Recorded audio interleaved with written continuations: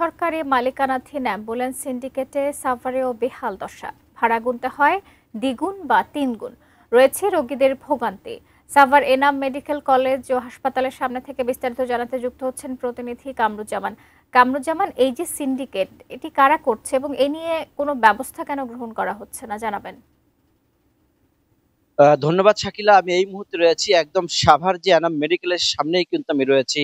আমরা কিন্তু আপনার আজকে কিন্তু গতকালকে দেখেছি যে এই যে শরীয়তপুরের যে অ্যাম্বুলেন্সের যে আসলে দুর্ভোগের কারণেই কিন্তু একটা নবজাতকের মৃত্যু হয়েছে, সে কারণে কিন্তু সাভারেও কিন্তু আসলে এই অ্যাম্বুলেন্সের যে সিন্ডিকেট সেটি কিন্তু রয়ে গেছে।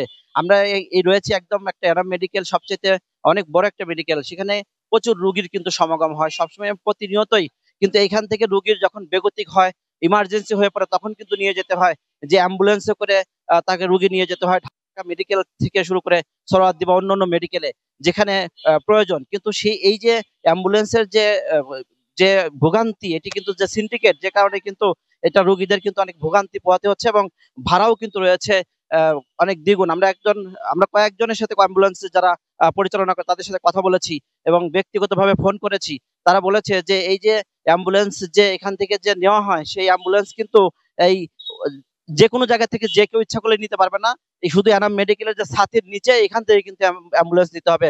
আমরা আপনাদেরকে একটু দেখাই, এখানেই কিন্তু সবাই অবস্থান করছে। তারা অ্যাম্বুলেন্সের মালিকানাধীন অ্যাম্বুলেন্স, তারা কিন্তু এই যে অ্যাম্বুলেন্স এখান থেকে তাদের সাথে যোগাযোগ করে তারপরে কিন্তু নিতে হয়। আমরা জিজ্ঞেস করেছি যে ভাড়ার বিষয়টাও কিন্তু আমরা জিজ্ঞেস করেছি যে ভাড়া কিন্তু এখান থেকে 3500 টাকা থেকে 3000 টাকা পর্যন্ত ঢাকা মেডিকেল এবং 3000 টাকা নেওয়া হয় সোহরাওয়ার্দী। এই যে এত বেশি যে ভাড়া, এটাও কিন্তু আসলে রোগীদের জন্য একটি খুব হুমকির মুখে।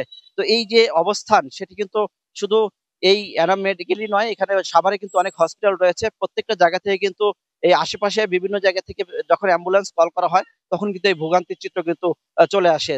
তো এই যে সিন্ডিকেট, সেটি কিন্তু আমরা এই কবে নাগাদ এই সিন্ডিকেট ভাঙবে, এটি কিন্তু আসলে কেউ জানে না। এই ছিল সর্বশেষ আমার কাছে সাভার এনাম মেডিকেলের সামনে থেকে।